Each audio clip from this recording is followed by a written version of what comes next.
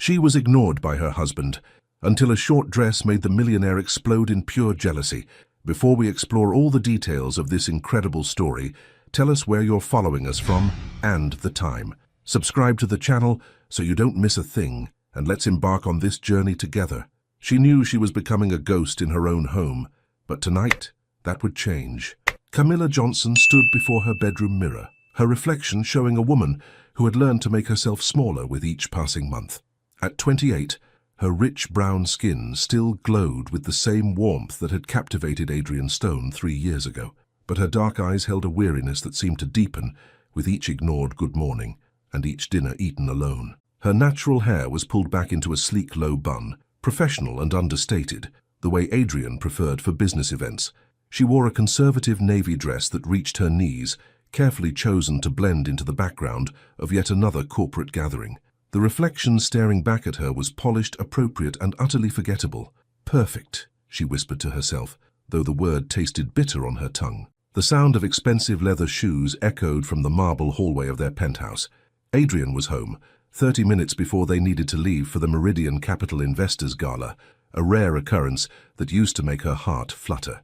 Now it barely registered as noteworthy. "Camilla?" His voice carried the same clipped efficiency he used with his assistants. "In the bedroom," she called back, applying a final touch of nude lipstick. Adrian Stone appeared in the doorway, 6 feet 2 inches of controlled power, wrapped in a perfectly tailored charcoal suit. His steel-grey eyes swept over her appearance with the same cursory attention he might give a quarterly report. Functional, adequate, approved. "You look fine," he said, already pulling out his phone to check emails. "The car will be here in 20 minutes. I need to make a quick call to Singapore before we leave." Fine. The word hung in the air like a physical blow. When was the last time he had called her beautiful?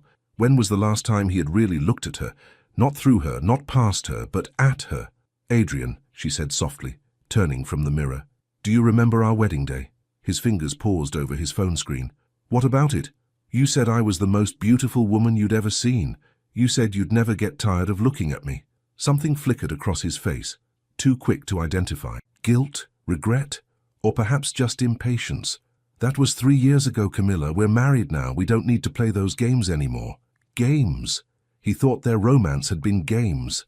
"Right," she nodded, her voice steady despite the crack forming in her chest. "Silly me." Adrian's phone buzzed, and his attention was already shifting back to the screen. "The Yamamoto deal is falling through. I might need to step out of the gala early to handle this." Of course he would. The gala was supposed to be their first public appearance together in months, and he was already planning his escape. "Whatever you need to do," Camilla said, moving toward their walk-in closet. "Good. I knew you'd understand. You always do." His voice was already distant as he walked away, phone pressed to his ear. "Mr. Yamamoto, about the Shanghai projections." Camilla stood alone in their bedroom, surrounded by the trappings of wealth and success. Italian marble, imported silk curtains, artwork that cost more than most people's houses.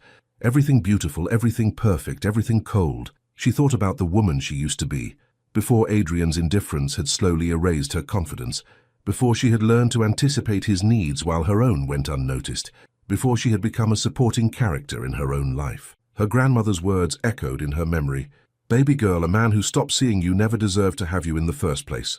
Camilla opened her closet and pushed past the row of conservative dresses Adrian approved of. Her fingers stopped on a garment she had bought months ago but never worn, a stunning black cocktail dress that hugged her curves and fell just above her knees. It was elegant, sophisticated, and undeniably attention-grabbing. She had hidden it behind her work clothes, telling herself she was saving it for the right occasion.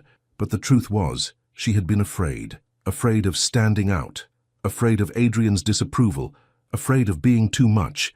Tonight, she realized, fear had cost her enough. Camilla pulled the dress from its hanger and laid it on the bed. For the first time in months, she smiled at her reflection as she began to undress. Outside, Adrian's voice carried from his study. "No, the terms are non-negotiable. If they can't accept that, we walk away." How easily he walked away from things that didn't meet his standards. How effortlessly he dismissed what no longer served him. Camilla slipped into the black dress and stood before the mirror again. The woman looking back at her was transformed, confident, radiant, alive. She loosened her hair, letting her natural curls frame her face in soft waves. She swapped her nude lipstick for a bold red that made her smile brighter and her presence undeniable. She was still Camilla Johnson Stone, still the woman who had fallen in love with a man who used to treasure her, but she was also the woman who refused to disappear. The car horn honked outside. Adrian's footsteps approached the bedroom. "Camilla, we need to—" He stopped dead in the doorway, his phone slowly lowering from his ear. For the first time in months, his steel-grey eyes truly saw her. And in that moment, she realized the power she had forgotten she possessed. Would she find the courage to reclaim herself, or would old patterns pull her back into invisibility? Time stood still, and for once, she was the only thing in his world that mattered. Adrian's phone slipped from his fingers, clattering against the marble floor with a sharp crack that echoed through their bedroom. His mouth opened slightly, as if he were about to speak, but no words emerged. He simply stared, really stared, at the woman who had been living in his shadow for months. Camilla felt her heart hammering against her ribs, but she forced herself to stand tall. The black dress hugged her curves like liquid silk, and her natural curls cascaded over her shoulders in waves that caught the soft lamplight. She had forgotten how powerful she could feel in her own skin. "You—" Adrian's voice came out rough, barely above a whisper. "You look different," she supplied, smoothing an imaginary wrinkle from her dress. "Stunning." The word escaped him like a confession he hadn't meant to make. Something flickered between them, a spark of the electricity that had once defined their relationship. Camilla felt it in the way his eyes traveled over her face, her figure, her presence, as if he were seeing her for the first time in years. But the spell was broken by the insistent honking of their driver outside. "We should go," Camilla said, stepping toward him with a confidence that felt both foreign and familiar. Adrian didn't move. His steel-grey eyes remained fixed on her, and she could see the war playing out behind them. Confusion, desire, and something that looked almost like panic. "Camilla, He started to reach for her, then stopped himself. "We need to talk about—" "About what?" she asked, tilting her head. "About how I look fine? About how marriage means we don't need to play games anymore?" His jaw tightened. She was using his own words against him, and they both knew it. The car honked again, longer this time. "The investors are expecting us," Adrian said finally, straightening his tie, a nervous habit she remembered from their early dating days. "Of course they are." Camilla picked up her evening clutch, her movements deliberate and graceful. "We wouldn't want to keep business waiting." As they walked through their penthouse toward the elevator, Camilla caught their reflection in the hallway mirror. They looked like the perfect power couple, he in his expensive suit, she in her stunning dress. But she could see the tension in Adrian's shoulders, the way his usual confident stride had become slightly uncertain. In the elevator, the silence stretched between them like a taut wire. Adrian kept stealing glances at her, and each time their eyes met, he looked away first. "So you changed your hair," he said suddenly. "I let it be natural." She touched one of her curls self-consciously. "The way it was when we first met." "I remember." His voice was softer now, tinged with something she couldn't quite identify. "You wore it like that to our first date, that little Italian place on 5th Street. Camilla's breath caught. He remembered. After months of feeling invisible, forgotten, he still remembered their first date. "You said it was beautiful," she whispered. "It was. It is." Adrian turned to face her fully, and for a moment the walls he had built around himself seemed to crack. "Camilla, The elevator doors opened with a soft ding, revealing their driver waiting beside a sleek black Mercedes. The moment was gone, but its ghost lingered between them as they stepped into the cool evening air. During the 20-minute drive to the Meridian Capitol building, Adrian's phone buzzed constantly with calls and messages, but for the first time in months, he ignored them. Instead, he found himself watching Camilla as she gazed out the window at the city lights streaming past. She was humming softly, something she used to do when she was truly happy. He hadn't heard that sound in so long that he'd forgotten how much he missed it. "What's that song?" he asked. Camilla turned to him surprised. "What?" "The song you're humming." A small smile played at her lips. "You used to know all my songs, Adrian." Before he could respond, the car pulled up to the Meridian building. The 40-story glass tower gleamed against the night sky, its lobby already bustling with elegantly dressed guests arriving for the gala. As their driver opened the door, Adrian stepped out first and extended his hand to help Camilla from the car. When her fingers touched his, he felt that same electric current he'd experienced in their bedroom, stronger now, impossible to ignore. Camilla emerged from the Mercedes like a vision, The city lights caught the subtle shimmer in her dress, and several valets nearby stopped mid-conversation to stare. Adrian noticed their attention immediately, and something dark and unfamiliar twisted in his chest. Possessiveness, jealousy, emotions he hadn't felt in so long that they hit him like a physical blow. "Ready?" Camilla asked, adjusting her clutch. Adrian looked down at her, really looked, and saw not just his wife, but the vibrant, captivating woman who had walked into his life 3 years ago and turned his carefully ordered world upside down. The woman he had somehow allowed himself to take for granted. "Camilla," he said quietly, his hand still holding hers, "before we go in, I need you to know that Mr. Stone," a boisterous voice interrupted them. Richard Meridian, the host of tonight's gala, approached with arms outstretched and a broad smile. "There's the man of the hour, and this must be the lovely Mrs. Stone." Richard's eyes lingered on Camilla a moment too long, and Adrian felt his jaw clench involuntarily. "Richard," Adrian nodded curtly, "thank you for hosting tonight. The pleasure is all mine. Mrs. Stone, you look absolutely radiant. That dress is... wow."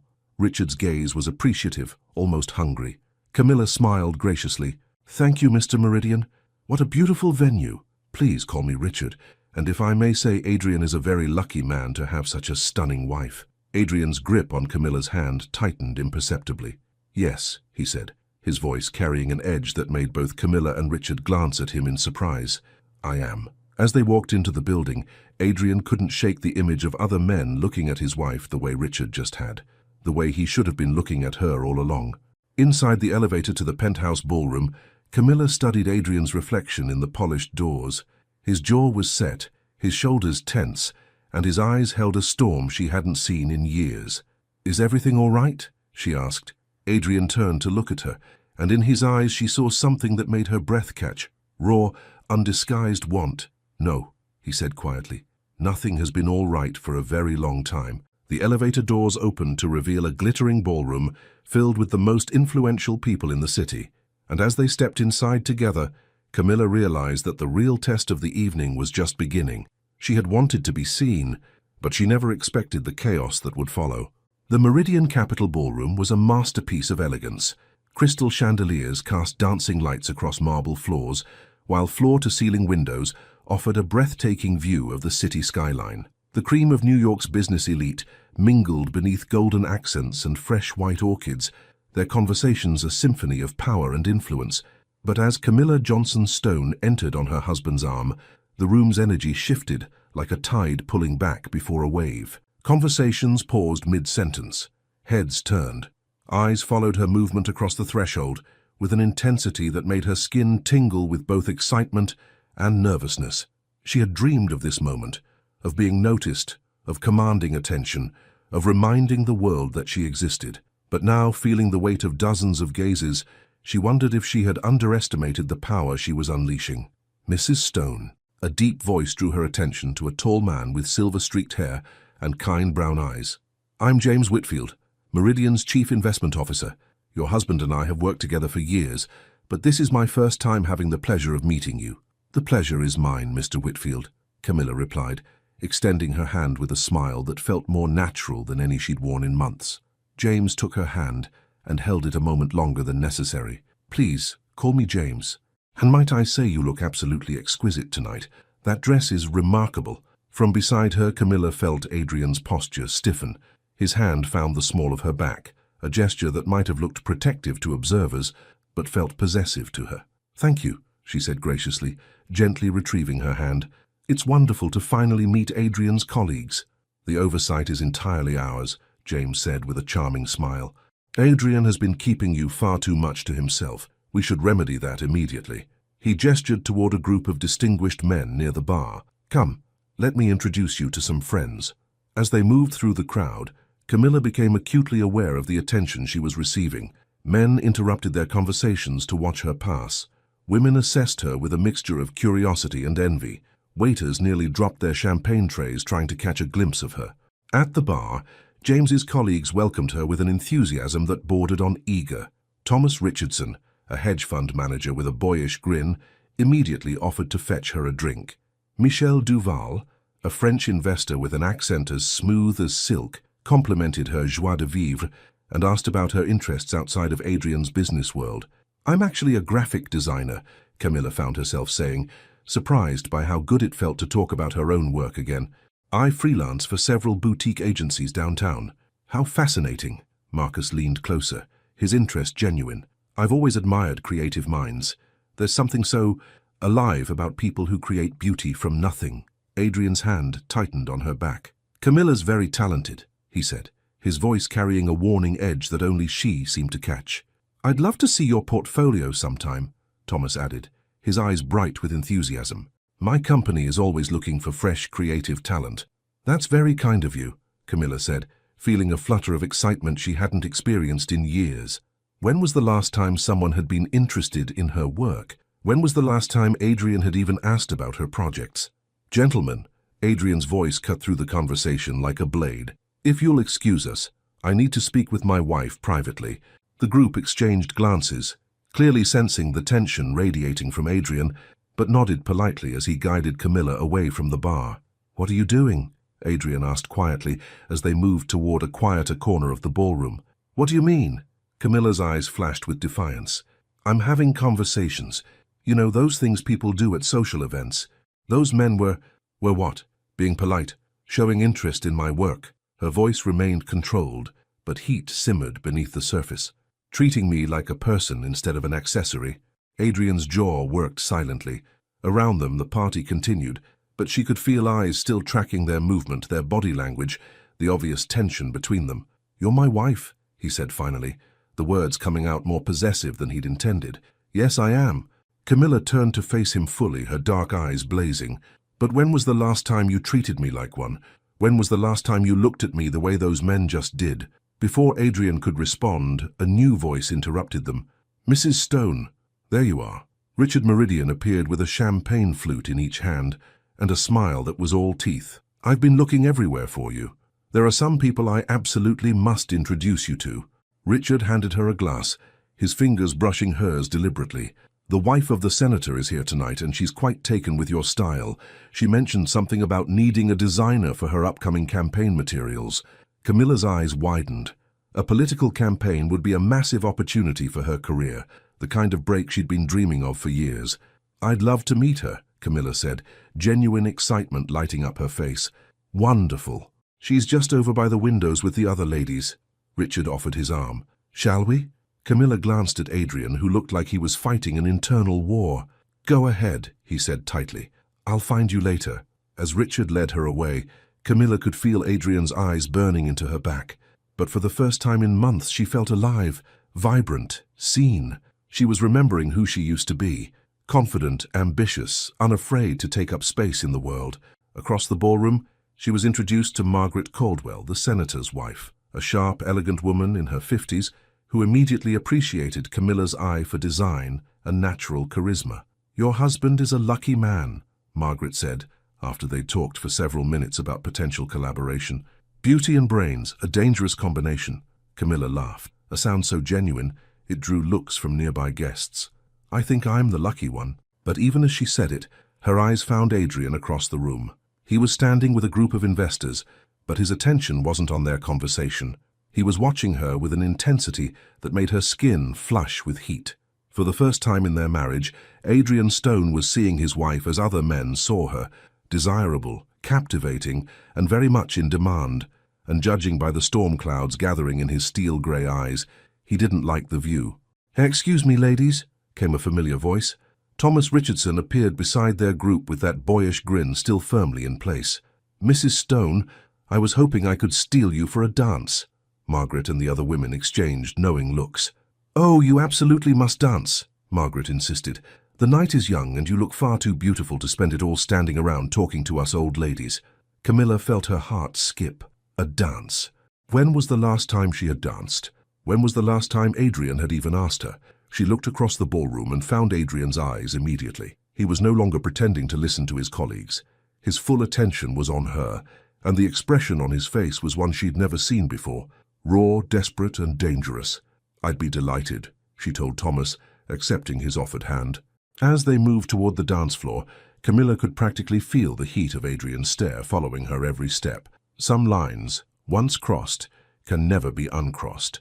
The dance floor gleamed under the crystal chandeliers as Thomas Richardson led Camilla into a classic waltz position. His hand settled respectfully on her waist, while hers rested lightly on his shoulder, and for a moment she felt like she was floating. "You're a natural," Thomas said with genuine admiration as they began to move to the soft jazz melody. "Has anyone ever told you that you light up a room?" Camilla's cheeks warmed at the compliment. "Not in a very long time." "Then they haven't been paying attention." His brown eyes were kind, uncomplicated in a way that made her remember what it felt like to be appreciated simply for existing. "Your husband is a brilliant businessman, but if he doesn't tell you how extraordinary you are every single day, then he's failing at the most important job he has." The words hit her like a gentle blow to the chest. When was the last time Adrian had made her feel extraordinary? When was the last time he'd made her feel anything other than invisible? As they moved gracefully across the floor, Camilla became aware of the attention they were drawing. Other couples had stepped aside to watch, creating a circle around them. She caught glimpses of admiring faces, heard whispered compliments about her grace, her beauty, her presence, but it was the face at the edge of the dance floor that held her attention. Adrian stood frozen by the bar, a crystal tumbler of whiskey gripped so tightly in his hand that she was surprised it hadn't shattered. His steel-grey eyes followed every movement, every turn, every moment when Thomas's hand guided her waist, or when she laughed at something he whispered in her ear. The song was slow, romantic, and as Thomas spun her gently, Camilla's dress flared around her legs like liquid silk. When she came back to him, slightly breathless and glowing with the joy of movement, she caught sight of Adrian again. He had taken a step toward the dance floor, then another. "Your husband looks like he wants to murder me," Thomas observed with amusement, having followed her gaze. "Adrian doesn't dance," Camilla said quietly, though her pulse quickened as she watched her husband's approach. "Maybe he should learn." Thomas's voice carried a hint of challenge as he dipped her gracefully, causing her curls to cascade over his arm like a waterfall. When she came back up, Adrian was there. "May I cut in?" The words were polite, but his voice carried the unmistakable authority of a man accustomed to getting what he wanted. Thomas straightened, his hand still on Camilla's waist. "Of course. Though I was rather hoping to finish the song." "You finished?" Adrian's tone brooked no argument. The tension between the two men was palpable, drawing glances from nearby couples. Camilla felt caught between them, one man who had just reminded her of her own worth, and another who seemed to be remembering it for the first time in months. "Thank you for the dance, Thomas," she said graciously, trying to diffuse the situation. "It was lovely." Thomas lifted her hand to his lips and pressed a gentle kiss to her knuckles, a gesture that was perfectly appropriate, yet somehow felt intimate under Adrian's burning stare. "The pleasure was entirely mine, Mrs. Stone. I hope we'll have another opportunity soon." As Thomas walked away, Adrian stepped into his place without waiting for permission. His hands found her waist and hand, with a familiarity that spoke of years together, but there was nothing comfortable about his touch now. It burned with intensity, possession, and something that felt dangerously close to desperation. "Adrian, don't." His voice was rough as he pulled her closer than the dance required. "Don't say anything right now." The music continued, but their movement was different from her dance with Thomas. Where Thomas had been gentle and respectful, Adrian was consuming. His hand spread across the small of her back, pressing her against him until she could feel the rapid beat of his heart through his shirt. "You're angry," she observed, though her own pulse was racing from his proximity. "Angry?" Adrian's laugh was harsh. "Angry doesn't begin to cover what I'm feeling right now." He spun her with more force than necessary, and when she came back to him, his eyes were blazing. "Do you have any idea what it's like to watch another man hold you, to see you smile at him the way you used to smile at me? The way I used to smile at you?" Camilla's voice rose slightly, causing a few nearby couples to glance their way. "When did you stop noticing my smiles, Adrian? When did you stop caring whether I was happy or miserable?" "I never stopped caring." The admission seemed to tear from his throat. "Then why did you stop showing it? Why did you stop seeing me?" Adrian's grip on her tightened as he guided her through a turn that brought them to the edge of the dance floor, partially hidden by a marble pillar. "Because I'm a fool," he said quietly. "Because I thought having you meant I didn't have to keep earning you." The honesty in his voice made her breath catch. Around them the party continued, but in their small corner of the ballroom, the world had narrowed to just the two of them.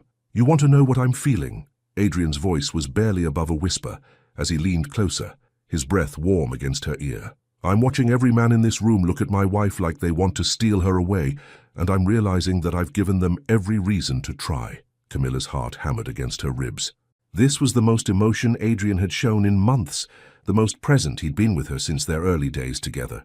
"And what scares me most," he continued, his lips dangerously close to her neck, "is that I might deserve to lose you." The song ended, but neither of them moved to separate. They stood there breathing hard, staring at each other with 3 years of marriage and months of distance crackling between them like electricity. "Adrian," she whispered, his name a question and a plea all at once. Before he could respond, a new voice interrupted them. "Mrs. Stone." Margaret Caldwell approached with a bright smile, completely oblivious to the intensity of the moment she was breaking. "I've been looking everywhere for you. Senator Morrison would like to meet you about the campaign project we discussed." Camilla blinked, trying to refocus on the opportunity that had seemed so important just minutes before. But now, with Adrian's hand still on her and his confession echoing in her ears, everything else felt secondary. "Of course," she managed, stepping back from her husband. "I'd be honored to meet him." As Margaret led her away, Camilla glanced back at Adrian. He stood alone by the pillar, looking more vulnerable than she'd ever seen him. For the first time in months, she saw not the cold businessman who treated her like an afterthought, but the man who had once convinced her to take a chance on forever. Across the ballroom, Senator Morrison was waiting with an extended hand and a politician's practiced smile. But even as Camilla walked toward what could be the career opportunity of a lifetime, her mind remained on the dance floor with her husband. The question that haunted her was simple. Was Adrian's awakening real, or was it just the temporary reaction of a man who didn't want to lose his possession? And more importantly, was she brave enough to find out? Sometimes getting what you want shows you what you've lost. Senator Morrison was everything Camilla had expected from a career politician, silver-haired, perfectly groomed, and armed with a smile that could charm voters and donors alike. But as he shook her hand with both of his, holding it just a moment too long, she felt a flicker of unease. "Mrs. Stone, Margaret has told me wonderful things about your design work. I understand you have quite the eye for visual storytelling." "Thank you, Senator. I'd be honored to discuss how I might contribute to your campaign. Please call me David." His eyes swept over her appreciatively. "And I must say, you're even more striking than Margaret described. Beauty and talent, a rare combination in my experience." Camilla smiled politely, but something in his tone made her skin crawl. This wasn't the genuine professional interest Thomas had shown, or even the respectful admiration of James Whitfield. This was something darker, more calculating. "Your portfolio," David continued, moving closer under the pretense of the ballroom's noise. "I'd love to review it privately. Perhaps we could arrange a dinner meeting, just the two of us, so we can really dive deep into the creative process." The suggestion hung in the air like smoke, and Camilla suddenly understood that this wasn't about her graphic design skills at all. The realization hit her like cold water. This powerful man saw her as another conquest, another beautiful woman to add to what she suspected was a long list.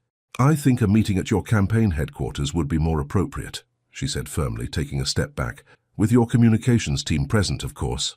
David's smile faltered slightly, but he recovered quickly. Of course. Though I find the best creative collaborations happen in more intimate settings, less corporate interference, if you know what I mean." Before Camilla could respond, a familiar voice cut through the space between them like a blade. "Senator Morrison." Adrian appeared beside them, his presence commanding immediate attention. "I was hoping to introduce you to my wife, but I see you've already met." The emphasis he placed on "my wife" was subtle, but unmistakable. Adrian's hand settled possessively on Camilla's lower back, and she could feel the tension radiating from his body. "Adrian, good to see you." David's politician persona snapped back into place. "I was just discussing a potential business opportunity with your lovely wife." "How thoughtful of you." Adrian's voice was perfectly polite and completely dangerous. "Camilla is incredibly talented. I'm sure any collaboration would be professional." The word professional carried enough ice to freeze the champagne in their glasses. David's eyes flicked between husband and wife, clearly recalculating his approach. "Naturally," David said with a laugh that sounded forced. "What kind of man do you take me for?" "The kind who knows better than to mistake politeness for invitation," Adrian replied smoothly. The air between the three of them crackled with tension. Camilla felt caught between her husband's protective fury and a powerful man's wounded ego. A dangerous place to be. "Well," David said after a moment, his smile sharp as glass, I can see you two have things to discuss. Mrs. Stone, do consider my offer. My assistant will be in touch with the details." As the senator walked away, Camilla turned to face Adrian. His jaw was set like granite, and his eyes followed David's retreat with unconcealed hostility. "What was that about?" she asked quietly. "You tell me." Adrian's voice was controlled, but she could hear the storm beneath it. "What exactly did he offer you?" "A potential campaign project," Camilla began, but Adrian's sharp laugh cut her off. "A campaign project? Is that what they're calling it now?" His steel-grey eyes fixed on hers. "Camilla, that man wasn't interested in your design skills." "I know exactly what he was interested in," she said, her own temper flaring. "I'm not naive, Adrian. I handled it. By letting him suggest a private dinner?" Heat flooded her cheeks. "You were listening?" "I was watching. Do you have any idea how many men have approached you tonight? How many business cards you've been handed? How many opportunities you've been offered?" Camilla looked down at her clutch, suddenly aware of the collection of cards and phone numbers she'd accumulated throughout the evening.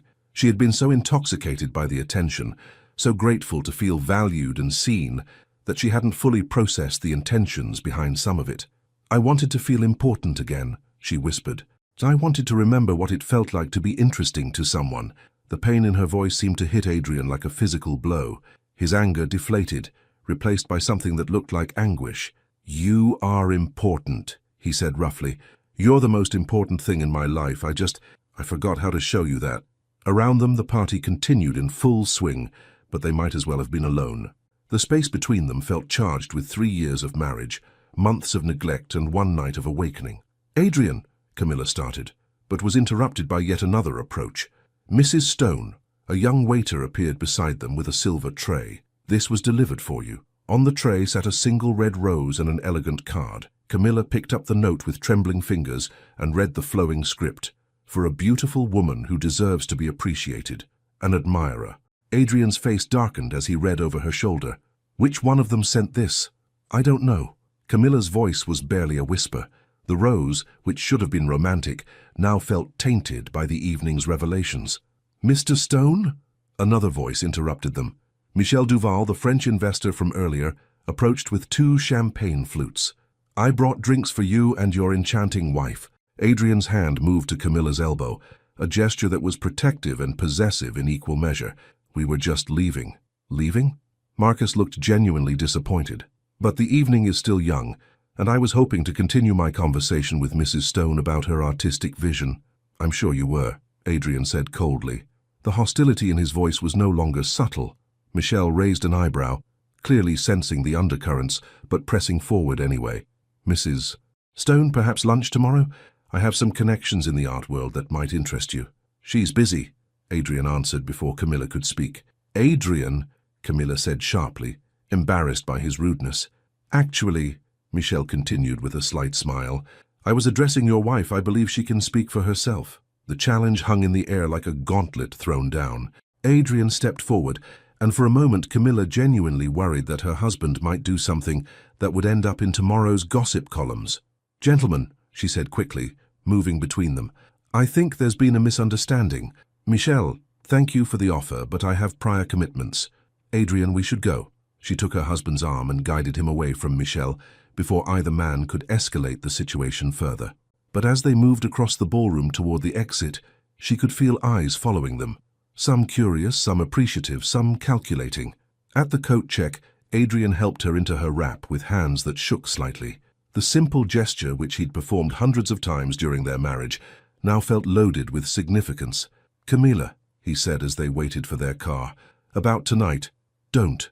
She held up a hand to stop him. "Not here. Not now." The ride home passed in tense silence, both of them lost in their own thoughts. Camilla stared out the window at the city lights, thinking about the evening's revelations. She had gotten what she wanted: attention, admiration, proof that she was still desirable and valuable.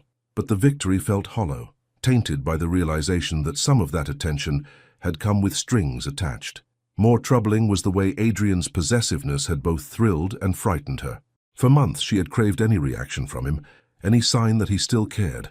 Tonight she had gotten more reaction than she'd bargained for.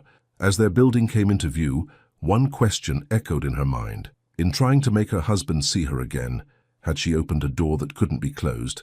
The truth has a way of demanding to be heard, especially in the quiet moments we try to avoid. The elevator ride to their penthouse felt like an eternity. 43 floors of polished steel and uncomfortable silence, broken only by the soft hum of machinery and the sound of their breathing. Camilla stood on one side, Adrian on the other, the space between them charged with unspoken words and unresolved tension. When the doors finally opened to their private foyer, Camilla stepped out first, her heels clicking against the marble floor like a countdown to an inevitable confrontation. Adrian followed, loosening his tie with sharp, agitated movements. Their penthouse stretched before them, 3,000 square feet of luxury that had once felt like a sanctuary, but now seemed like a beautiful prison. Floor-to-ceiling windows offered a breathtaking view of the city that never slept. But tonight, even the glittering lights couldn't soften the atmosphere between them. "Camilla," Adrian began, as she moved toward their bedroom. "I need a minute," she said, without turning around, her voice carefully controlled. "We need to talk about what happened tonight." "Do we?" She paused at the threshold of their bedroom, her hand on the doorframe. "Or do you need to lecture me about my behavior, about how I embarrassed you in front of your colleagues?" Adrian's reflection appeared behind hers in the hallway mirror. His usually perfect composure was cracking, his hair slightly mussed from running his hands through it, his tie hanging loose around his neck. "Is that what you think? That I'm embarrassed by you?" Camilla turned to face him, and the raw emotion in her eyes made him take a step back. "Aren't you? Isn't that why you spent the entire evening acting like a caveman, marking your territory? I was protecting you." The words exploded from him with more force than he'd intended. "From what? From people who actually noticed I exist? From men who treated me like I matter? From men who wanted to use you?" Adrian's voice echoed off the marble walls. "Do you think Morrison cared about your design skills? Do you think Michelle was interested in your artistic vision? They saw a beautiful woman and assumed she was available for the taking. And what about you, Adrian?" Camilla's voice was dangerously quiet.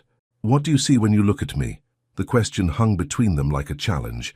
Adrian opened his mouth, then closed it, struggling to find words that had come so easily 3 years ago. "I see." He stopped, his hands clenching and unclenching at his sides. "I see my wife. Your wife." Camilla's laugh was bitter. "Not a woman, not a person with her own dreams and ambitions. Just your wife, your possession. That's not what I meant, isn't it?" She moved closer and Adrian could smell her perfume, the same scent she'd worn on their first date, sweet and intoxicating. "When was the last time you asked about my work? When was the last time you cared about my opinions on anything that didn't directly affect your business?" Adrian's jaw worked silently. The truth was, he couldn't remember. Somewhere along the way, in building his empire and maintaining his success, he had stopped seeing Camilla as an individual and started seeing her as an extension of himself. "I've been busy," he said weakly. "Busy." Camilla shook her head. "You know what I realized tonight? I've been starving, Adrian. Starving for attention, for recognition, for someone to see me as more than just arm candy or a pretty accessory. And when I finally got that attention, you couldn't stand it. Because it wasn't real." Adrian stepped closer, his voice desperate. "Those men didn't see the woman who stays up until 3 a.m. working on a design because she's passionate about getting it perfect. They didn't see the woman who cries at commercials with dogs in them, or who makes terrible coffee but insists on trying anyway. They saw a fantasy." The specificity of his words caught Camilla off guard. He had been paying attention, at least in some small way. "But you stopped seeing those things too," she whispered. Adrian's face crumpled slightly. "I know. God, Camilla, I know. And I hate myself for it." The admission seemed to take the fight out of both of them. They stood there in their expensive hallway, surrounded by art worth more than most people's houses, and felt poorer than they ever had before. "I used to be someone," Camilla said quietly, sinking onto the velvet bench by their bedroom door. "Before I became Mrs. Adrian Stone, I was Camilla Johnson. I had opinions and dreams and a voice that mattered, but somewhere in the last 3 years, I lost her." Adrian moved slowly, as if approaching a wounded animal, and sat beside her on the bench. The space was small enough that their knees almost touched, but the emotional distance between them felt vast. "Tell me about her," he said softly. "What?" "Camilla Johnson. Tell me about her. What did she want? What made her laugh?" Camilla looked at him in surprise. When was the last time he'd asked her a question about herself that wasn't related to his schedule or social obligations? "She wanted to design album covers for independent musicians," Camilla said slowly. She had this crazy dream of creating visual stories that would make people feel something just by looking at them. She used to spend hours in record stores, studying cover art and imagining what she would do differently. Adrian nodded, encouraging her to continue. She laughed at terrible puns and cried at sunsets. She collected vintage postcards from places she'd never been and made playlists for every mood. She believed that love was supposed to be a partnership, not a performance. Her voice broke slightly on the last words, and Adrian felt something twist painfully in his chest. "She sounds incredible," he said quietly. She was, but she got lost somewhere between wedding planning and charity galas, and learning how to be the perfect CEO's wife. Camilla looked down at her hands, still adorned with the wedding ring that had once symbolized forever. "I became so focused on being what you needed that I forgot who I was. And I let you disappear." Adrian's voice was rough with self-recrimination. "I was so consumed with building our life that I forgot to actually live it with you." They sat in silence for a moment, the weight of their mutual failures settling between them like fog. "Adrian," Camilla said finally, "what are we doing? What are we to each other anymore?" The question hung in the air, demanding honesty neither of them was sure they were ready to give. "I don't know," Adrian admitted, "but I know what I want us to be." "What's that?" He turned to face her fully, his steel-grey eyes intense with an emotion she hadn't seen in months. "I want us to be the couple who dances in the kitchen at midnight. I want us to be the people who argue about movies and then make love until we forget what we were fighting about. I want to be the man who deserves you, not the one who takes you for granted." Camilla felt tears prick at her eyes. "And what if it's too late? What if we've hurt each other too much to find our way back?" Adrian reached out slowly, giving her time to pull away, and touched her face gently. "Then we learn how to hurt better. We learn how to fight for each other instead of against each other." The touch of his fingers against her skin sent electricity through her entire body, a reminder of the passion that had once defined them. "I miss you," she whispered. "Even when you're right here, I miss you." "I'm here now," Adrian said softly. "Really here. And if you'll let me, I want to spend every day earning my way back to you." Camilla closed her eyes, leaning into his touch despite the voice in her head warning her to be careful. "I don't know if I can trust you not to disappear again." "Then don't trust me yet. Make me prove it." When she opened her eyes, she saw something in his face that she hadn't seen in so long she'd almost forgotten it existed. Vulnerability. The great Adrian Stone, master of the universe, was sitting before her with his heart on his sleeve, asking for a chance to love her properly. But before she could respond, the sound of her phone buzzing broke the moment. A text message lit up the screen. "Thank you for a magical evening. I hope this is just the beginning. T." Adrian's eyes flicked to the phone, and his jaw tightened imperceptibly. The spell was broken, and reality came crashing back. Trust, once broken, must be rebuilt one choice at a time. The phone sat on the marble bench between them like an unexploded bomb. Thomas's message glowed on the screen, innocent words that somehow felt loaded with dangerous possibility. The magical evening he referenced seemed to mock the fragile moment of connection that Camilla and Adrian had just shared. Adrian's hand slowly pulled away from her face, and Camilla watched his walls begin to rebuild themselves in real time. The vulnerability that had softened his features just moments before was hardening back into the controlled mask she knew so well. "Don't," she said quietly. "Don't what?" His voice was carefully neutral, but she could see the storm brewing behind his steel-grey eyes. "Don't retreat. Don't assume the worst. Don't let one text message undo everything we just shared." Adrian gestured toward the phone. "He's already planning your next meeting, Camilla. Just the beginning. What exactly does that mean?" "It means he enjoyed talking to someone who listened to him." Camilla picked up the phone and, without hesitation, deleted the message. There. Gone. The simple action seemed to surprise Adrian more than any words could have. He had expected her to defend Thomas, to make excuses, to choose the attention over their marriage. Instead, she had chosen him. "Just like that?" he asked. "Just like that?" Camilla turned to face him fully. "Because whatever Thomas thinks happened tonight, whatever he imagines might happen in the future, he's wrong. You're my husband, Adrian. For better or worse, that still means something to me." Something shifted in Adrian's expression, relief mixed with disbelief, as if he couldn't quite trust that she was choosing their marriage over the excitement of new attention. "But," Camilla continued, and Adrian tensed again, "I need you to understand something. Those men tonight, they saw me. They valued my opinions, my work, my presence. They made me feel like I mattered. And if you want me to choose you over that feeling, you have to give me a reason to. What kind of reason? Camilla stood up, suddenly needing space to think clearly. She walked to the floor-to-ceiling windows that overlooked the city, her reflection ghost-like against the glittering lights below. I want you to know me again, she said to his reflection in the glass, not just as your wife, but as Camilla. I want you to care about my dreams, my work, my thoughts about things that have nothing to do with your business or our social obligations.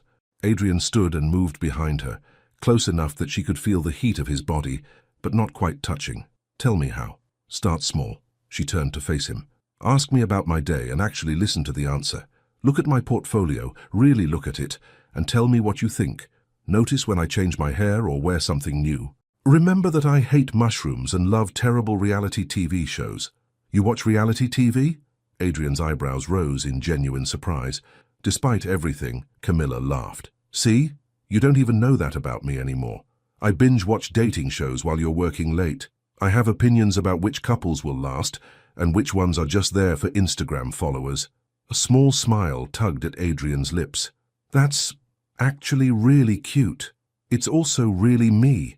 The real me that you stopped noticing when I became Mrs. Stone. They stood there looking at each other, and for the first time in months, Camilla felt like Adrian was truly seeing her. Not the polished version she presented at business dinners, but the woman who cried at commercials and watched trashy TV and still believed in love despite everything. What about tomorrow? Adrian asked quietly. What about it? I have meetings all day, but they can be moved. We could spend the day together. Just us. No business calls, no social obligations. You could show me your latest projects and I could remember how to be the man you fell in love with. The offer was so unexpected, so unlike the Adrian who had prioritized work above everything else for months, that Camilla felt her walls begin to crack. You would really cancel your meetings. The Yamamoto deal can wait. The Singapore acquisition can wait. Everything can wait. Adrian stepped closer, and this time she didn't move away. You're more important than any of that. I forgot how to show you that. The admission hung between them, honest and raw, and more vulnerable than anything he'd said all night. Okay, Camilla said softly. Okay, tomorrow we try again. But Adrian, she placed her hand on his chest, feeling his heartbeat beneath her palm. If you disappear on me again, if you go back to treating me like furniture, there won't be another chance. I won't let myself become invisible again. You were never invisible to me, Adrian said fiercely. Ignored, yes. Taken for granted, absolutely. But never invisible. You're the most beautiful, most brilliant woman I've ever known, and I'm a fool for letting you forget that. The intensity in his voice made her breath catch. This was the Adrian she had fallen in love with. Passionate, focused, completely present when he chose to be. Then prove it, she whispered. Adrian leaned down slowly, giving her every opportunity to pull away. When she didn't, when she actually leaned into him, he pressed his lips to hers in a kiss that was both familiar and completely new. It was nothing like the perfunctory pecks they'd exchanged over the past months, polite gestures performed out of habit rather than desire. This kiss was hungry, desperate, full of 3 years of love and months of neglect and 1 night of rediscovery. When they finally broke apart, both were breathing hard. I should change, Camilla said, suddenly aware that she was still wearing the dress that had caused such chaos at the gala. Don't. Adrian's voice was rough. Not yet. I want to look at you in it for a few more minutes. I want to remember how you looked tonight when you took my breath away. Heat flooded Camilla's cheeks. I took your breath away? You always take my breath away. I just stopped telling you. Adrian reached out and touched one of her curls, wrapping it around his finger. I want to relearn everything about you. Your expressions, your gestures, the way you bite your lip when you're concentrating. I do not bite my lip when I'm concentrating. You're doing it right now. Camilla's hand flew to her mouth, and Adrian's laugh was warm and genuine, a sound she had missed more than she'd realized. See, I still know some things about you. I just need to start paying attention again. They stood there in their hallway, surrounded by the trappings of wealth and success, and for the first time in months felt rich in the ways that actually mattered. What happens now? Camilla asked. Now we go to bed, Adrian said, and at her raised eyebrow he quickly added, to sleep, just together. I want to hold you tonight, if you'll let me. No expectations, no pressure. I just want to remember what it feels like to have you in my arms. The request was so simple, so basic, and yet it felt monumental. When was the last time they had gone to bed together rather than at different times? When was the last time he had held her for the sake of holding her rather than as a prelude to perfunctory sex? "Okay," she said again. As they prepared for bed, Adrian removing his suit with careful precision, while Camilla finally changed out of the dress that had started it all, there was a new awareness between them. Not the comfortable familiarity of long marriage, but the charged anticipation of two people choosing to trust each other again.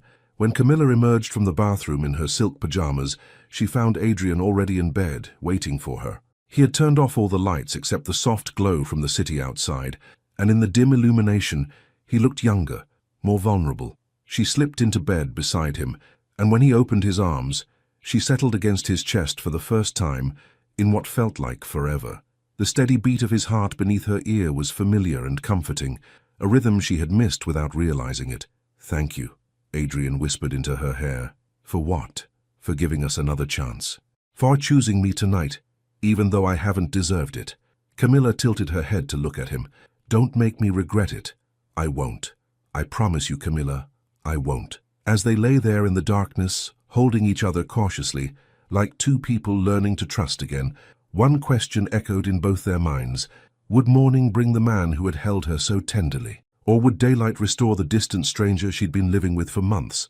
Only time would tell if Adrian Stone was truly ready to fight for the woman he'd almost lost. The morning after promises are made is when love proves if it's real or just beautiful words in the dark. Camilla woke slowly, consciousness creeping in like sunlight through silk curtains. For a moment she felt disoriented. There was warmth against her back, a steady rhythm of breathing that wasn't her own, and an arm draped protectively around her waist. It took her a few seconds to remember that Adrian had kept his word from the night before. He had simply held her, nothing more, nothing less. She lay still, afraid to move and break whatever spell had kept him there through the night. In the soft morning light filtering through their bedroom windows, last night felt almost like a dream. The gala, the dress, the confrontation, and finally, the tentative steps toward each other. Behind her, Adrian stirred, his arm tightening around her reflexively, before consciousness caught up with him. She felt the exact moment he became fully awake. His body tensed slightly, as if he too was surprised to find himself still there, still holding her. "Good morning," he said quietly, his voice rough with sleep and something that sounded like wonder. "Good morning." Camilla turned in his arms to face him, and her breath caught, rumpled from sleep, his dark hair messy, and his usual perfect composure absent. Adrian looked more like the man she'd fallen in love with than he had in months. "I wasn't sure you'd still be here," she admitted. Adrian's brow furrowed. "Where else would I be? Conference call with Singapore. Emergency meeting about the Yamamoto deal. Some crisis that required your immediate attention." The words came out more bitter than she'd intended, but they were honest. Pain flashed across Adrian's features. "How many mornings have I left you like that?" "Too many to count."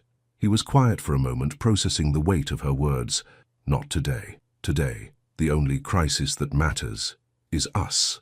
As if summoned by their conversation, Adrian's phone began buzzing insistently on the nightstand. The display showed his assistant's name, Sarah Chen, along with a series of missed calls and urgent text messages. Camilla watched Adrian's face carefully, looking for the telltale signs that he was about to choose work over her again. His eyes flicked to the phone, and she saw the familiar tension begin to creep into his shoulders. "Go ahead," she said quietly. "Answer it." "What?" "Your phone. Answer it. I know you want to." Adrian stared at her for a long moment, then reached over and turned the phone face down on the nightstand without looking at the messages. "No," he said firmly. "Whatever it is can wait. I made you a promise last night, and I intend to keep it." The gesture was so unexpected, so contrary to months of conditioning, that Camilla felt tears prick at her eyes. "Adrian, if it's really important, you're really important." He cupped her face gently. "You're the most important thing in my life, and I'm done acting like you're not." His phone buzzed again, more insistently this time. Adrian reached over, switched it off completely, and tossed it into the nightstand drawer. "There," he said with a slight smile. "Problem solved." Despite herself, Camilla laughed. "Your board of directors might disagree." "The board of directors doesn't keep me warm at night or make terrible coffee that I pretend to enjoy. The board of directors didn't marry me and promise to love me through better and worse." Adrian's thumb traced her cheekbone. "You did." The simple words hit her harder than any grand romantic gesture could have. This was what she'd been missing, not just attention or affection, but the feeling of being chosen, of being prioritized. "What do you want to do today?" she asked. "Everything. Nothing. I want to make you that terrible coffee you mentioned. I want to see your latest designs. I want to hear about the reality TV shows you've been watching. I want to learn how to be your husband again instead of just the man you happen to live with." The sincerity in his voice made her chest tight with emotion. "That might take a while. I have time." They lay there talking quietly for another hour, really talking, not the surface-level exchanges they'd grown accustomed to. Adrian asked about her current projects, and to her surprise he listened intently as she described the branding package she was developing for a small local bakery. He laughed when she told him about the reality show contestants she'd been rooting for, and he looked genuinely interested when she mentioned wanting to take a photography class. "Photography?" he asked. "Since when?" "Since always, kind of. I've been thinking about it more lately, how visual storytelling could enhance my design work, but it seemed—" She trailed off. "Seemed what?" "Frivolous, expensive, self-indulgent." Adrian propped himself up on his elbow to look at her better. "Camilla, when have I ever made you feel like your interests were frivolous?" The question hung in the air, and Camilla realized that he hadn't. Not directly. But somewhere along the way, in trying to be the perfect wife for a successful businessman, she had started policing her own dreams. "It's not what you said," she admitted. "It's what you didn't say. When was the last time you asked me what I wanted, what I was dreaming about, what would make me happy?" Adrian's face fell. "I don't know. Neither do I. That's the problem." They were quiet for a moment, the weight of lost opportunities settling between them. "Tell me now," Adrian said suddenly. "What? Tell me what you want, what you're dreaming about, what would make you happy." Camilla studied his face, looking for signs that this was just another empty gesture, another promise he wouldn't keep, but his steel-grey eyes were focused entirely on her, waiting. "I want to take that photography class," she said slowly. "I want to travel somewhere just because it's beautiful, not because you have business there. I want to design something that matters, maybe album covers like I used to dream about, or campaign materials for causes I believe in. What else? I want us to cook dinner together instead of ordering from the same 5 expensive restaurants. I want to go to movies that don't have subtitles and aren't about war or politics. I want to sleep in on Sunday mornings and watch terrible TV in our pajamas." Adrian smiled. "That all sounds perfect. I want you to want those things too, not just tolerate them because they make me happy. I do want them." Adrian's voice was soft but certain. "I want them more than I've wanted anything in a long time. I forgot how to want simple things. I got so caught up in the next deal, the next acquisition, the next goal that I stopped noticing the life I was supposedly building all of it for." As if to test his resolve, his phone in the drawer began buzzing again, a muffled but insistent sound. "You sure you don't want to check that?" Camilla asked, watching his face carefully. Adrian didn't even glance toward the nightstand. "Positive.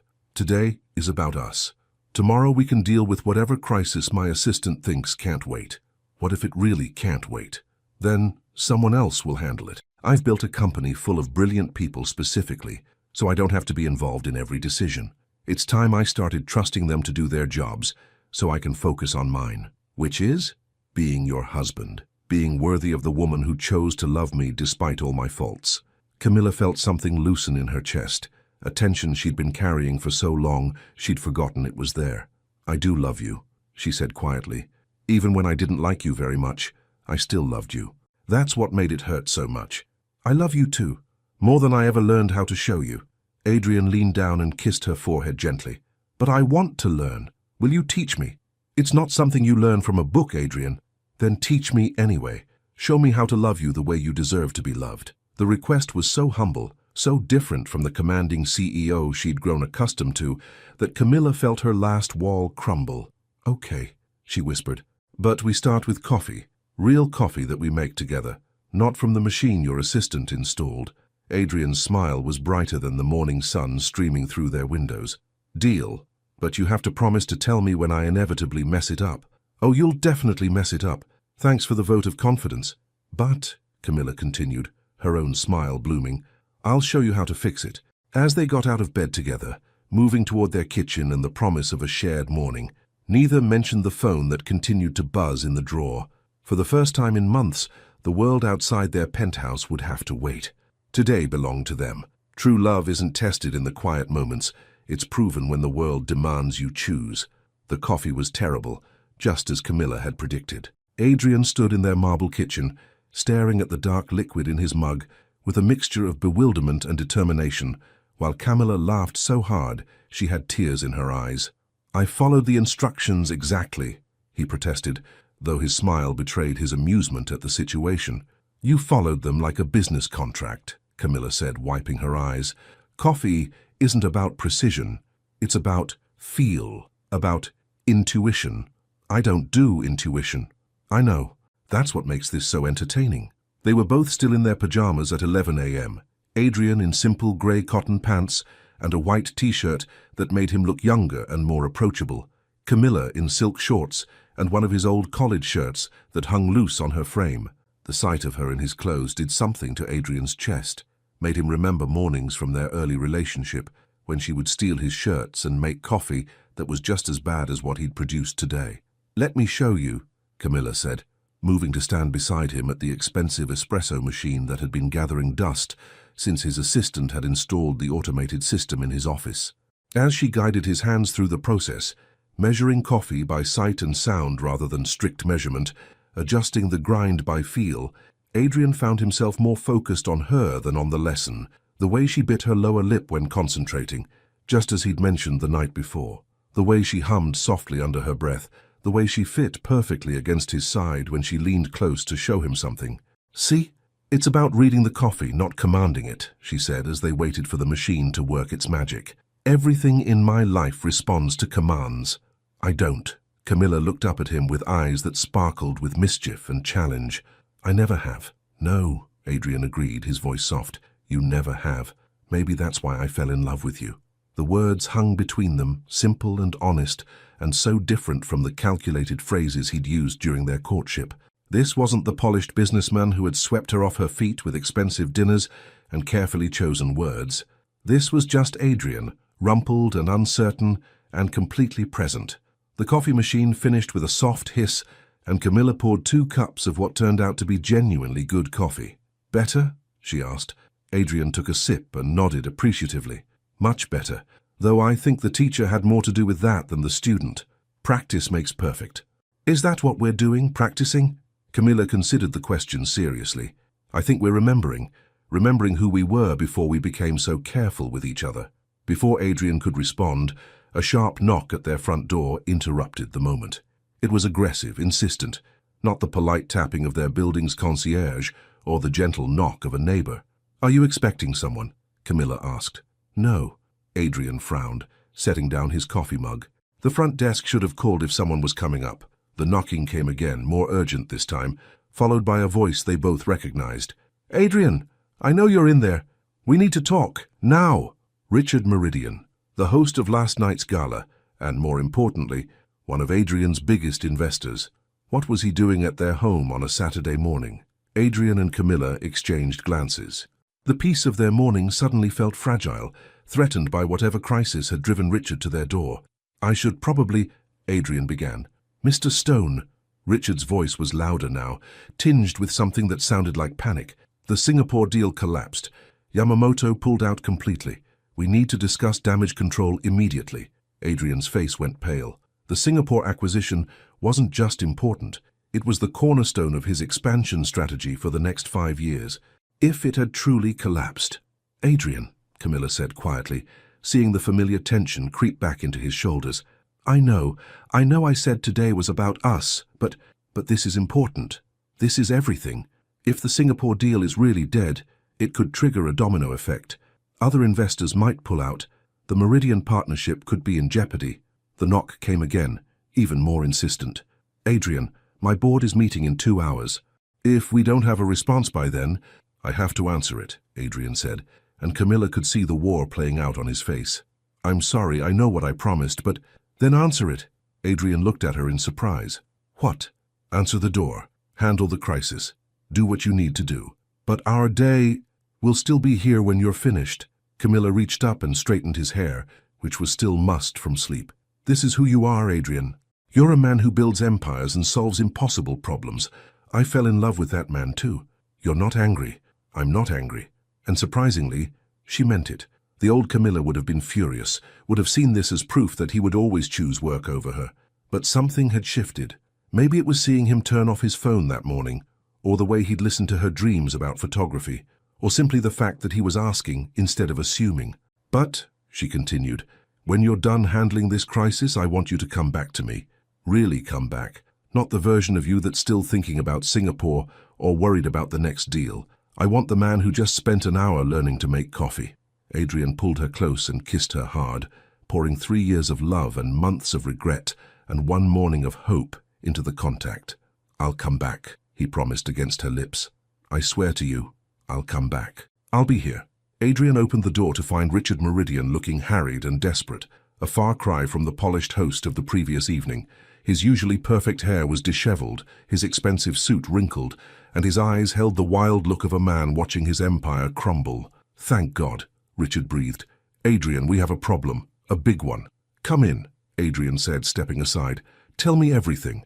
As Richard launched into the details of the collapse, Yamamoto's sudden withdrawal, the panic among other investors, the emergency board meeting, Camilla retreated to the kitchen to give them privacy. But she could hear every word, could feel the familiar energy of crisis management filling their penthouse like smoke. "It's not just Singapore," Richard was saying. "Morrison's campaign is asking questions about our stability. Word is spreading that we're overextended. If we don't act fast, this could destroy everything we've built." Camilla leaned against the kitchen counter, still holding her coffee mug, and watched her husband transform. Gone was the rumpled man in pajamas who had laughed at his terrible coffee. In his place stood Adrian Stone, CEO and master of the universe, his mind already working through solutions and contingencies. "What about the Johannesburg alternative?" Adrian asked, his voice sharp and focused. "We explored that option 6 months ago. Dead end. Their government changed the foreign investment laws last quarter. Dubai? Possible, but the timeline would push us back 18 months. Camilla set down her mug and walked toward the window, looking out at the city where countless other couples were probably enjoying lazy Saturday mornings. For a moment, she allowed herself to imagine what it would be like to be married to someone whose idea of a crisis was running out of milk or disagreeing about what movie to watch. But even as the thought crossed her mind, she dismissed it. She had married Adrian Stone, all of him, the driven businessman and the tender husband, the empire builder and the man who forgot to eat when he was working on a big problem.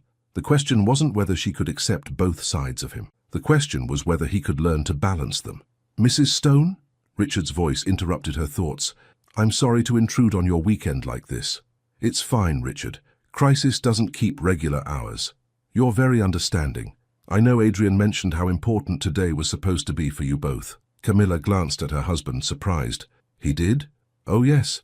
He was quite clear about it when he refused to take my calls this morning. Said today was about his wife and everything else could wait." Richard looked between them with curiosity, though obviously some things can't wait.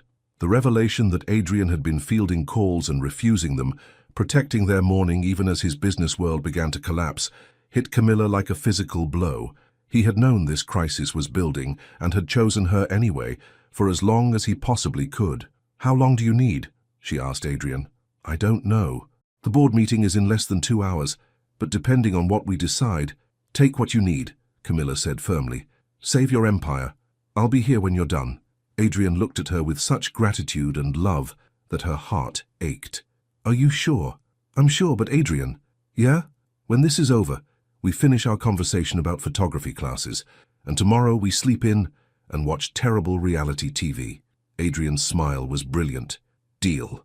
As the two men disappeared into Adrian's study, closing the door behind them, Camilla was left alone in their kitchen with 2 cups of coffee and the lingering taste of hope. She had a choice to make. She could be angry about the interrupted morning, could let resentment build the way it had so many times before, or she could choose to see this differently.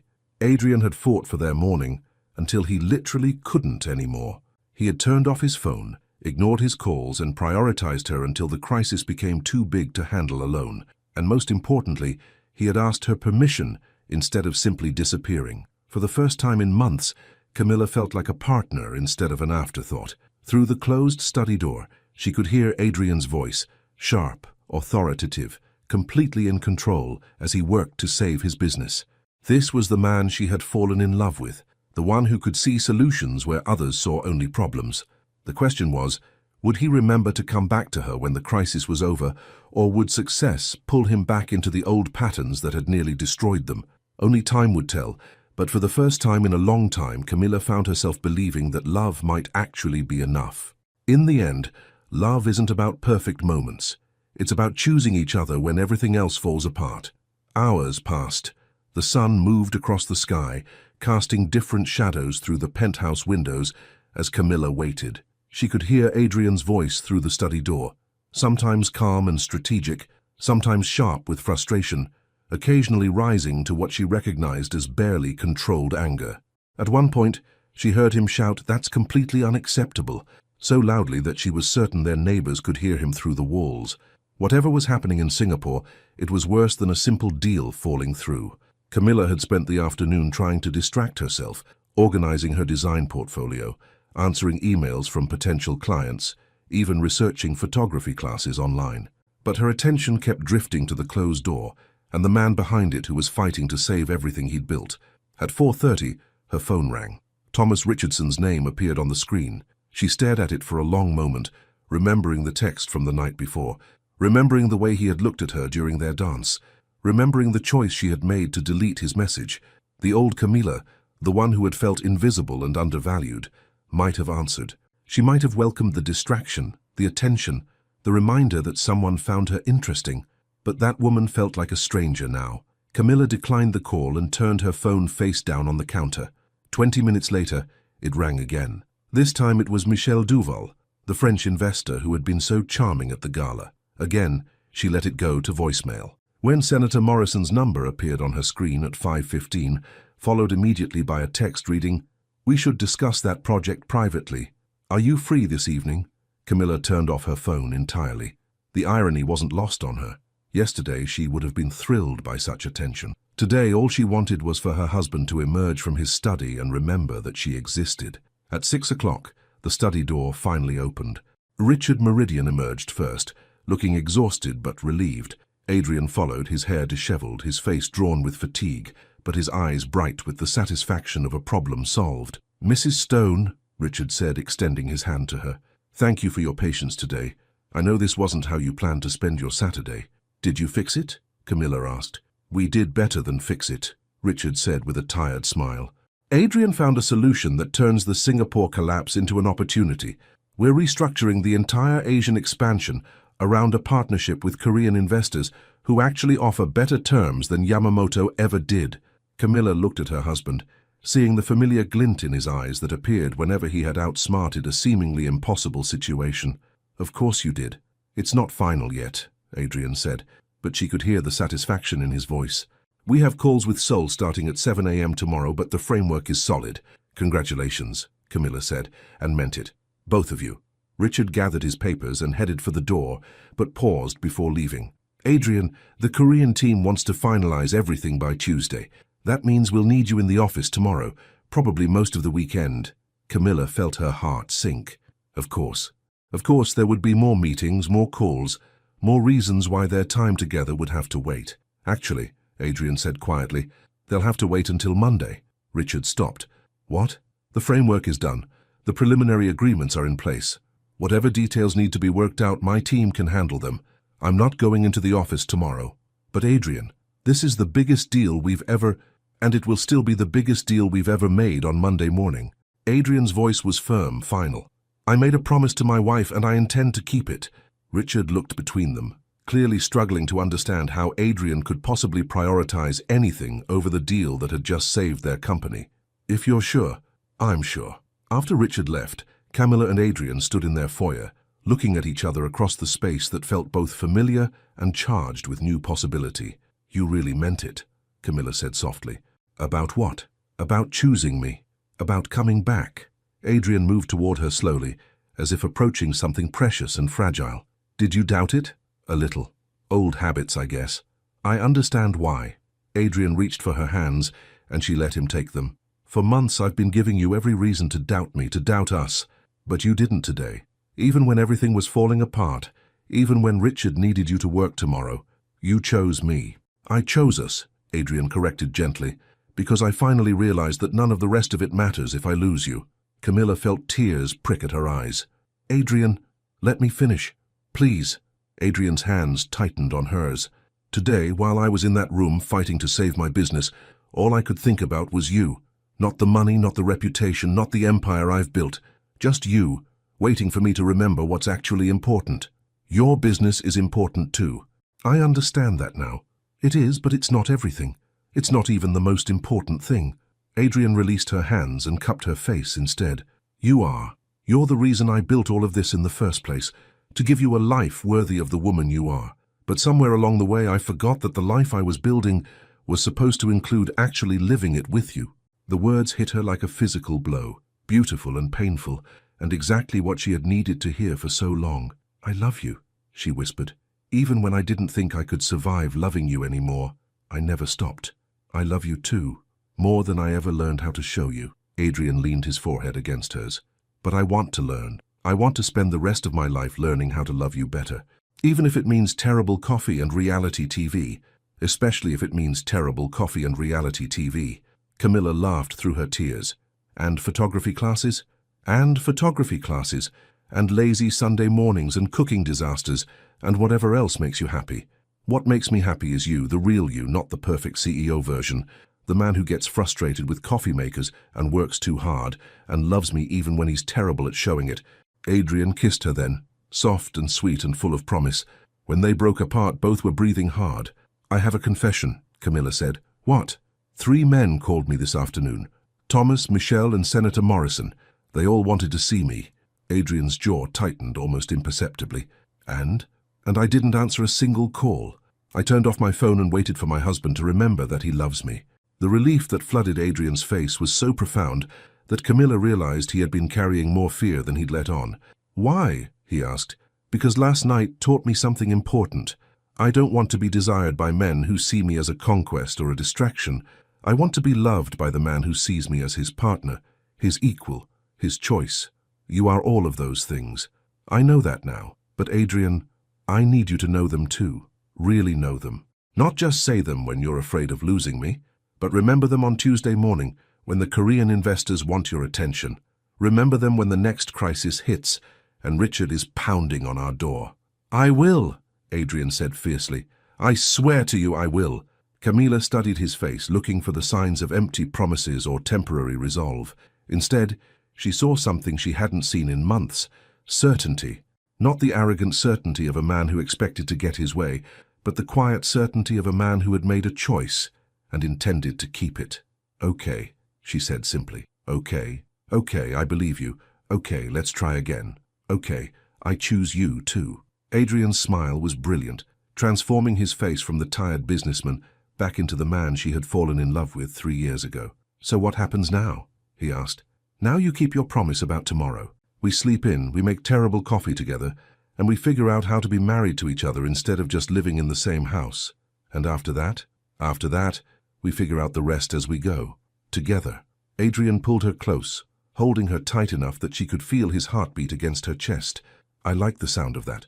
Good, Camilla said, settling into his arms with a contentment she had forgotten she could feel. Because you're stuck with me, Adrian Stone. For better, for worse, and for all the terrible coffee in between. Best deal I ever made, Adrian murmured into her hair, and for the first time in months, Camilla believed that it truly was. Outside their windows, the city continued its relentless pace. Deals being made, empires being built, people choosing ambition over love or success over happiness. But inside their penthouse, 2 people who had almost lost each other were choosing something different. They were choosing love, real love. Complicated, imperfect, daily choice love that would require work and patience and the courage to keep choosing each other, even when it wasn't easy. It wouldn't be perfect. There would be more crises, more late nights, more moments when the world demanded their attention. But they had learned something valuable. Love wasn't about never facing challenges. It was about facing them together. And as they stood in their home holding each other and planning their tomorrow, both Camilla and Adrian knew that they were finally ready to build something better than an empire. They were ready to build a life. 6 months later, love isn't a destination. It's a journey you choose to take together, one morning at a time. The kitchen smelled like burnt toast and too strong coffee, and Camilla had never been happier about a culinary disaster in her life. "I still don't understand how you managed to burn toast," she laughed, watching Adrian scrape charcoal flakes into the garbage disposal with the intense concentration he once reserved for billion-dollar deals. "It's a gift," Adrian replied with a self-deprecating smile. "Some people are naturally talented. I'm naturally talented at destroying breakfast." Camilla moved behind him, wrapping her arms around his waist and pressing her face against his back. He was wearing an old NYU t-shirt and pajama pants, the Saturday uniform they had established over the past 6 months. His hair was still messed up from sleep, and there was a coffee stain on his shirt from their earlier attempt at synchronized coffee making. He was perfect. "Good thing I love you anyway," she murmured against his shoulder. "Just anyway?" Adrian turned in her arms, his steel-grey eyes sparkling with the playfulness that had become a regular part of their mornings. "Not because of my exceptional breakfast skills? Definitely in spite of them." The ease between them still felt like a miracle sometimes. Not because it was effortless. They had both learned that love required daily effort, daily choices, daily recommitment, but because it was possible. 6 months ago, this kind of playful morning had seemed as distant as the moon. Now it was simply Saturday. Their kitchen table was covered with the evidence of Camilla's latest project, contact sheets from her photography class, design mock-ups for the campaign she was working on, not Senator Morrison's, but for a young congresswoman who actually cared about her creative input, and the half-finished crossword puzzle that had become their Sunday tradition. "Show me the photos from yesterday," Adrian said, settling into his chair with a fresh cup of coffee that was only slightly terrible. Camilla reached for the contact sheets, but her smile faltered slightly. "They're not very good yet. I'm still learning." "Camilla," Adrian's voice was gentle but firm. "Show me." The tone was one she had learned to recognize over the past months, the voice of a man who was genuinely interested, not just being polite. It had taken time for her to trust it, to believe that his questions about her work came from real curiosity rather than marital obligation. She spread the contact sheets across the table, images from her assignment to capture moments of connection around the city. There were couples sharing coffee in Washington Square Park, children playing in Prospect Park, an elderly man feeding pigeons with intense concentration. "This one," Adrian said immediately, pointing to a shot of 2 business people on the subway, both looking at their phones, but somehow still managing to lean into each other. "It's perfect." "Really?" Camilla studied the image with new eyes. "I thought it was too candid, too unposed. That's what makes it perfect. You captured something real." Adrian looked up at her with the same expression he wore when he'd solved a particularly complex business problem. "You have an incredible eye, you know that." The compliment hit her differently than they used to. 6 months ago, Adrian's praise had felt like consolation prizes, nice words meant to make her feel better about herself. Now she could hear the genuine admiration in his voice, could see that he was actually studying her work with the same attention he gave to things he truly cared about. "My instructor wants me to submit this series to a gallery showing next month," Camilla said, still not quite believing it herself. "That's amazing. Are you going to do it?" "I'm thinking about it. It's competitive, and I've only been doing this for 6 months. "Camilla," Adrian reached across the table and took her hand. "Stop making excuses for your talent. You're brilliant at this, and you deserve to be in that show." The confidence in his voice bolstered her own. This was what she had been missing for so long. Not just support, but genuine belief. Adrian wasn't encouraging her photography because he thought it was a nice hobby for his wife. He was encouraging it because he truly believed she was good at it. "Okay," she said, squeezing his hand. "I'll submit it." "Good. And I want to be there on opening night, front and center, telling everyone that my wife is the most talented photographer in New York. You might be slightly biased, completely biased, unapologetically biased." Adrian brought her hand to his lips and kissed her knuckles gently. "I'm proud of you, not because you're my wife, but because you're you." The words still had the power to make her breath catch. 6 months of hearing them hadn't made them feel routine or expected. If anything, they felt more precious, because she knew how easily they could have been lost. Adrian's phone buzzed on the counter, a sound that used to make them both tense with anticipation of the next crisis.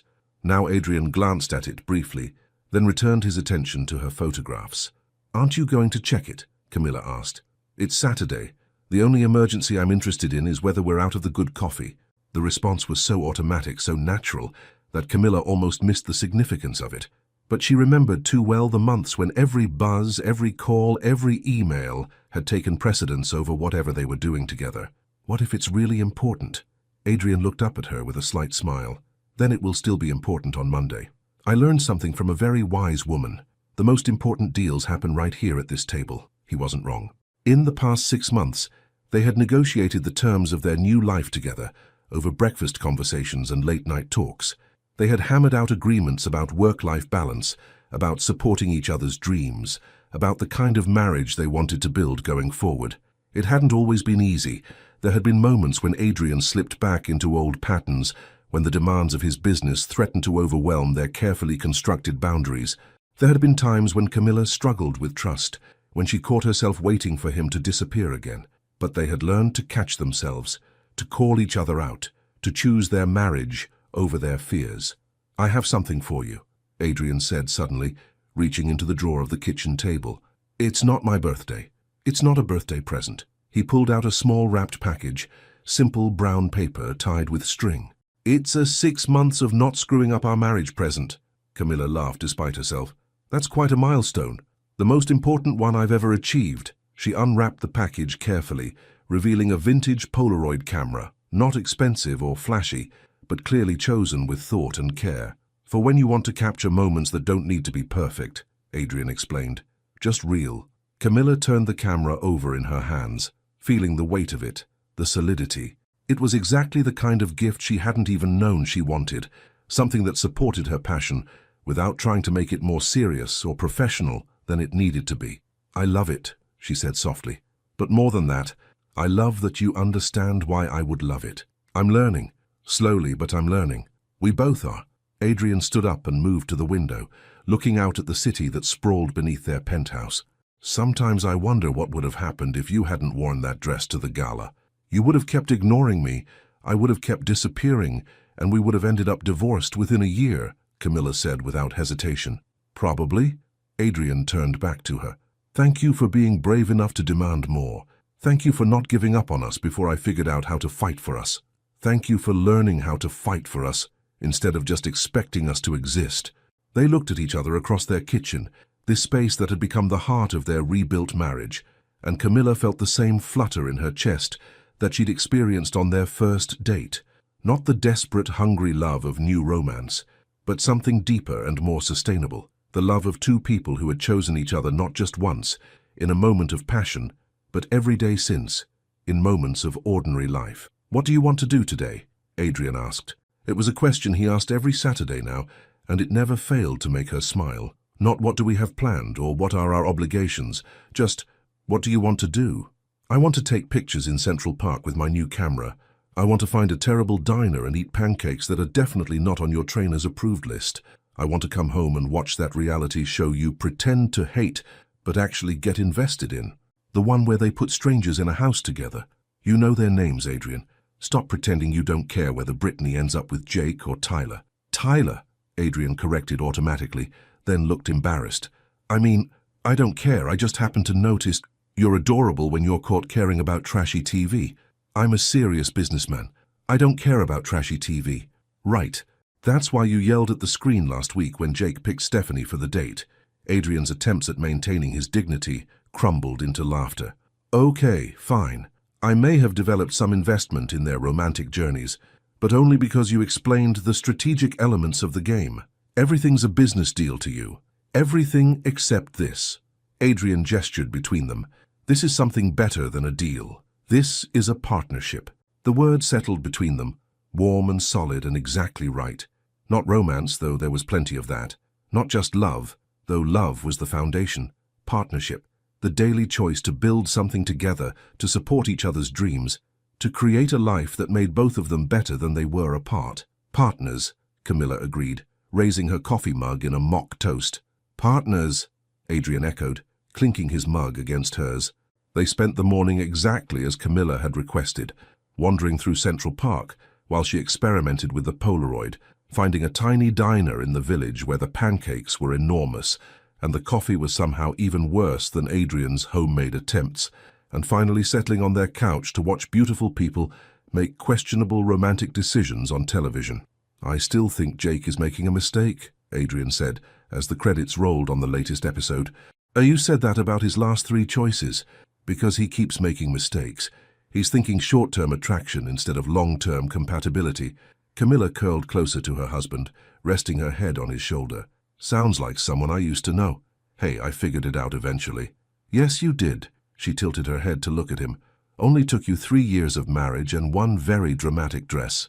Worth every moment of confusion. The late afternoon sun slanted through their windows, casting golden light across their living room. In a few hours, Adrian would probably check his email, and Camilla would work on editing the photos from her morning shoot. Tomorrow would bring new challenges, new opportunities to choose each other over the easier path of taking each other for granted. But right now, in this moment, they were exactly where they belonged. Together, imperfect, deeply in love, and finally smart enough to know how lucky they were. Camilla, Adrian said softly. I love you. Not because you're beautiful or talented or because you make me a better person. I love you because you're you, and you choose to be you with me. She lifted her head to meet his eyes, seeing in them the same depth of feeling that had drawn her to him 3 years ago, but tempered now with the wisdom of two people who had almost lost everything and chosen to fight for it instead. I love you too, she said simply. All of you. The empire builder and the man who burns toast. The CEO who saves companies, and the husband who chooses me over conference calls. I love all of it, because it's all you. As the sun set over Manhattan, painting their penthouse in shades of gold and amber, Camilla Johnson Stone and Adrian Stone settled into another evening of their rebuilt life together. They had learned that love wasn't about perfect moments or grand gestures. It was about showing up day after day, choice after choice, for the person who had chosen to show up for you. And in the end, that was the greatest empire they had ever built together. What does true partnership in a relationship mean to you? Is it about grand gestures or daily choices? Your participation means a lot to the channel. Please share your thoughts in the comments. Thank you so much for watching until the end. If you enjoyed this story, don't forget to subscribe to the channel, leave a like and comment your thoughts. Your participation is very important to us. See you next time.